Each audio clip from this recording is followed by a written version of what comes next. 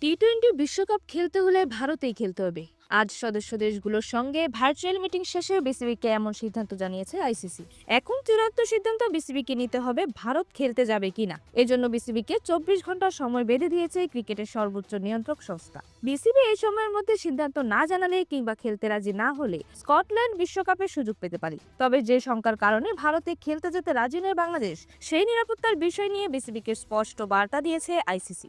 জানিয়েছে ভারতে বাংলাদেশের জন্য কোনো নিরাপত্তা ঝুঁকি নেই। বোর্ড সভা শেষে আজ এক বিবৃতি দিয়ে এমনটাই জানিয়েছে আইসিসি। সঙ্গে জানিয়েছে বাংলাদেশের জন্য বিশ্বকাপের ভেন্যু ও সূচি কিছুই পরিবর্তন করা হবে না। আইসিসির এক মুখপাত্র বলেছেন, টুর্নামেন্টে বাংলাদেশের অংশগ্রহণ নিশ্চিত করার লক্ষ্যেই কয়েক সপ্তাহ ধরে বিসিবির সঙ্গে ধারাবাহিক ও গঠনমূলক আলোচনায় করেছে আইসিসি। এই সময়ে আইসিসি স্বাধীন নিরাপত্তা মূল্যায়ন, ভেন্যুভিত্তিক নিরাপত্তা পরিকল্পনা এবং আয়োজক কর্তৃপক্ষের আনুষ্ঠানিক নিশ্চয়তা সহ বিস্তারিত তথ্য শেয়ার করেছে। এসব মূল্যায়নে ধারাবাহিকভাবে বলা হয়েছে, বাংলাদেশ দলের নিরাপত্তা বা সুরক্ষার ক্ষেত্রে ভারতে কোনো বিশ্বাসযোগ্য বা যাচাইযোগ্য হুমকি নেই। আইপিএল থেকে মুস্তাফিজুর রহমানকে বাদ দেওয়ার বিষয়টা বিশ্বকাপের নিরাপত্তা কাঠামোর সঙ্গে সম্পর্কিত নয় বলে জানিয়েছেন সেই মুখপাত্র। তিনি বলেছেন, এমন প্রচেষ্টার পরেও নিজেদের অবস্থান থেকে সরে আসেনি বিসিবি।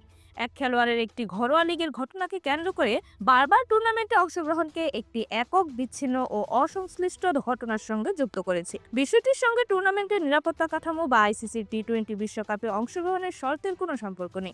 সব ধরনের নিরাপত্তা মূল্যায়ন, স্বাধীন পর্যালোচনা বিবেচনায় নিয়ে এই সিদ্ধান্ত নিয়েছে আইসিসি। ভারতে কোনো ধরনের নিরাপত্তা ঝুঁকি নেই। বিসিবিকে আইসিসির বিশ্বকাপ খেলতে হলে ভারতেই যেতে হবে বাংলাদেশকে।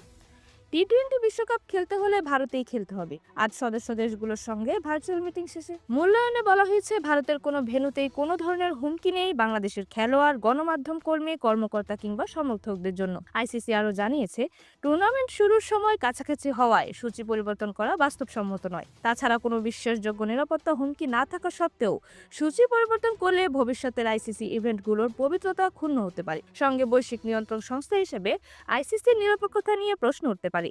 এমন এক নজির সৃষ্টি হতে পারে। এরকমই যে কোনো খেলার আপডেট সবার আগে পেতে অবশ্যই চ্যানেলটি সাবস্ক্রাইব করে রাখুন। ধন্যবাদ। Flavours news.